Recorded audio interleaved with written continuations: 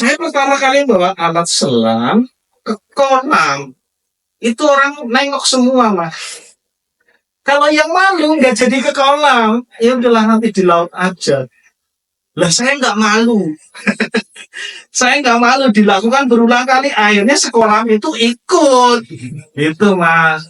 Sekolah itu ikut dari yang mulai ngurus kolamnya sini. Kenal alat ini. Jadi ikut. Jadi bukan sesuatu yang aneh lagi. Lah kalau sudah bukan aneh lagi ini ya sudah nggak mapan. Sudah bukan tidak mapan. Sudah tidak mapan lagi. Sudah menjadi hal yang mapan. Harus cari lainnya. Bawa tabungnya. Aneh lagi gitu kan. Tabung serupa gede digendong-gendong sudah menjadi aneh, bikin tabung kecil digendong lagi. Loh keperluannya apa lah, kalau kecil buat tabung gede susah pakai tabung kecil. Jadi peruntukan itu menyesuaikan, kita modifikasi di motor sama aja gitu. Naik motor di perempatan anak-anak kecil nangis itu banyak Mas. Ngeliat gitu terus bapaknya nggak boleh ngeliatin, ya banyak.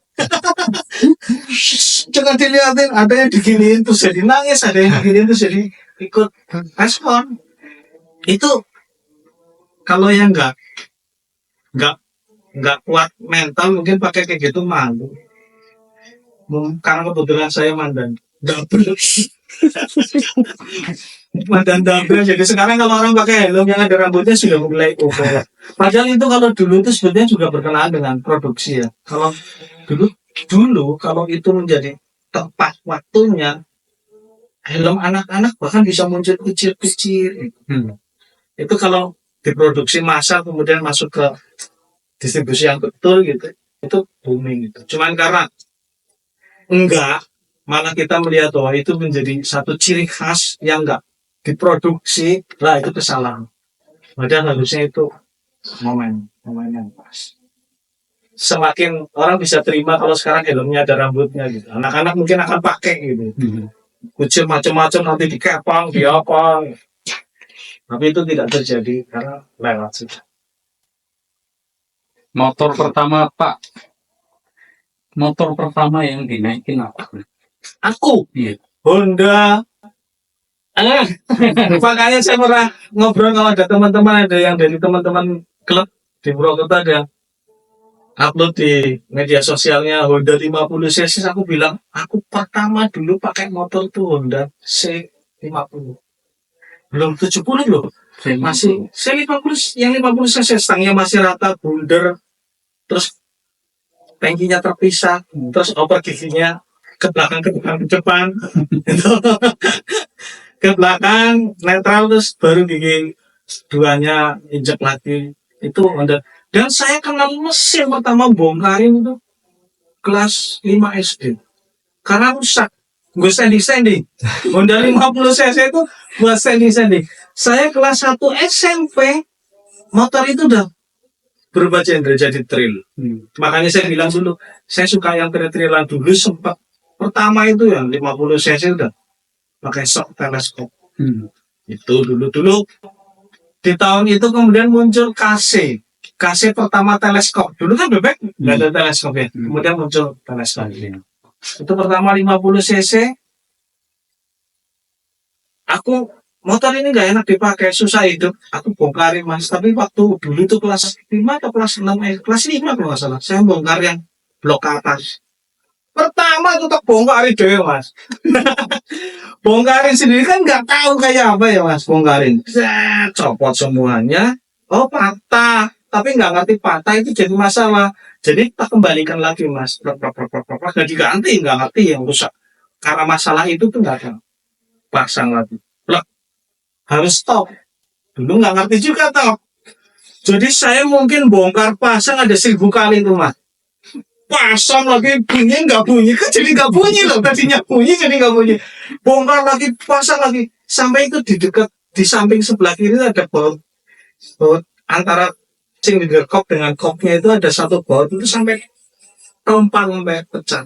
Karena kekencangan yang 4 belum kencang, yang sini udah kencang, akhirnya pecah. Itu 1000 kalinya Mas bongkar itu. Pasang bongkar nggak hidup.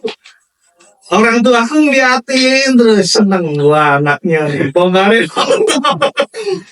Bisa bunyi kalau enggak loh. Ke 1000 kalinya itu, ini ingat lah mas, bahwa orang tua aku memang support di kegiatan otomotif dan mungkin tahu ini anak nggak bakal kerja sama orang, bakal hidup sendiri gitu ya, wira swasta. Jadi dibiarin pola-polanya apa dibiarin. Karena saya nggak bisa dapat perintah dari orang dari kecil dulu. Mungkin orang tua tuh tahu ya begitu kenalnya dengan diriku gitu. Atau mungkin aku dibentuk oleh dia gitu. Maaf ya. Saya dibawa ke bengkel mas, diantar ke bengkel. Yuk kebetulan nggak jauh itu di Kecap Damai depan SMA 2 itu ada satu bengkel motor. Jadi dituntun motor, ditolong motornya Gus, tuntut.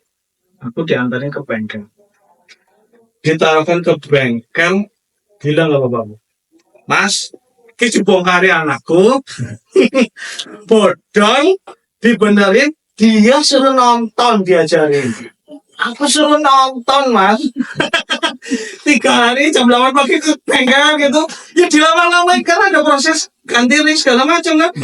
Nonton saya. Terakhirnya diajarin tentang top ini. Itu. Ini harus di titik sini, ini harus. Oh, seumur hidup nggak lupa itu.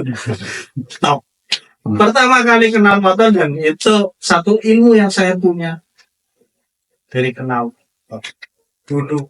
Kelas 5 atau kelas 6 SD loh. Honda 50 cc. Loh, cukup. Gue aku Kuat. aku di ngomongi cerita wagu ya.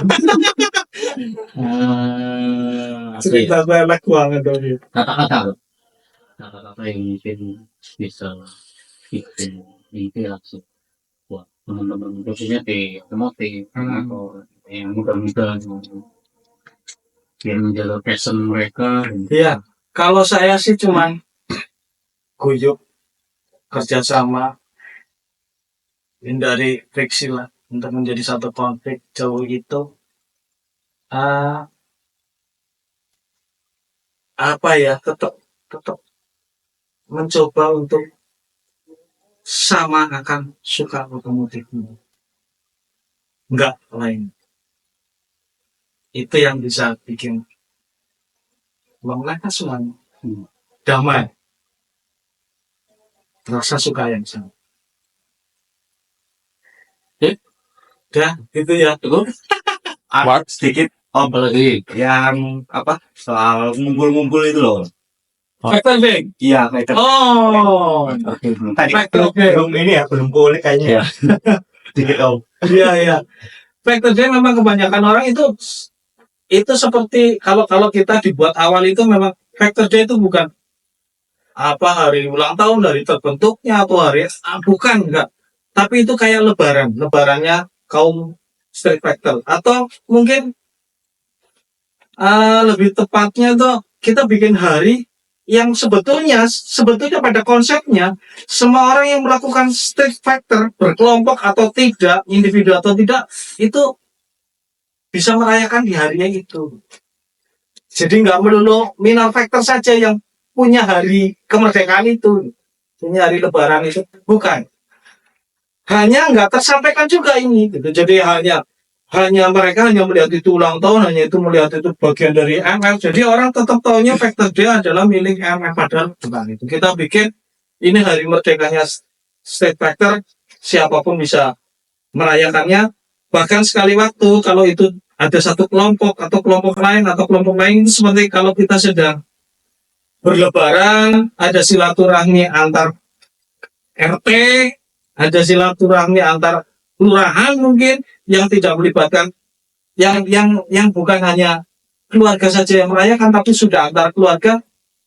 Kita melakukan itu, kita berkumpul di hari yang sama, apapun warna, apapun namanya mereka, yang lain-lainnya, tapi itu tidak tercipta hingga ini karena masih mungkin terjemahannya yang di kepala mereka bahwa ini bagian dari minor factor. Sebetulnya juga di hari factor day itu dipakai untuk evaluasi. Kita butuh ketemu. Walaupun sudah dipermudah dengan adanya komunikasi lewat media sosial, dengan kemajuan teknologi sekarang, kita nggak perlu harus bertatap muka. Tapi kita mencoba membuat di satu hari itu bisa bertemu. Bisa secara fisik kita berjumpa. Seperti apa sih kita secara fisik? Dan macam-macam bentuknya ternyata ya. Tidak terbayangkan seperti yang ada di media sosial gitu. Dan ternyata lu sangat lucu gitu. Sangat sangat sangat apa ya, sangat ramah. Selain itu kita bertemu evaluasi untuk yang sudah dikerjakan apa, yang sedang dikerjakan apa, dan yang mau dikerjakan apa. Tadi hubungannya dengan ketidakmapanan itu, oh oke, kita dari Sabang sampai Merauke, tahun ini kita bikin ini ya, kita bikin yang tren ini. Terkhususkan kalau yang sekarang diproduksi, jangan pisau aja, jangan apa, ada macam-macam, cuman mungkin keterbatasan finansial sama daya kreativitas kita memang belum berkembang gitu ya, masih hanya itu lagi diulang yang ini, diulang yang gitu, belum sampai ke yang satu produk yang yang enggak asing di luar modifikasi. Oke, kira-kira gitu. Cukup ya? Cukup. Sesi foto. Sesi foto. What?